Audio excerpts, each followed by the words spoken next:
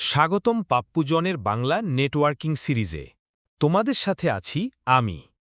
আজকে আমরা শিখব কেন নেটওয়ার্কিং শেখা দরকার।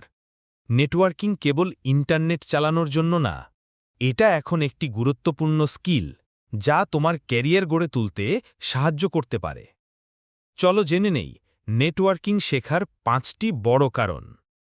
1. চাকরির সুযোগ। আইটি ইন্ডাস্ট্রিতে network engineer, system admin, cyber security এই সব পজিশনে নেটওয়ার্কিং জানা বাধ্যতামূলক। 2. সাইবার সিকিউরিটি শেখার বেজ। হ্যাকিং, সিকিউরিটি, ফায়ারওয়াল সব কিছুই নেটওয়ার্কিংয়ের ওপর নির্ভর করে। 3. ইন্টারভিউ প্রস্তুতি। যে কোনো আইটি জব ইন্টারভিউতে নেটওয়ার্কিং নিয়ে প্রশ্ন আসেই, তাই এটা না জানলে পিছিয়ে পড়তে হবে। 4. প্র্যাকটিক্যাল লাইফে ব্যবহার। বাসায় ওয়াইফাই কানেকশন, অফিসে ফাইল শেয়ারিং, ভিপিএন ব্যবহার এই সব কিছুই নেটওয়ার্কিং। 5. নিজের আইটি স্কিল উন্নত করা। তুমি যদি প্রোগ্রামার বা টেকনিশিয়ান হতে চাও, তাহলে নেটওয়ার্কিং জানলে সব কাজ আরও সহজ হবে।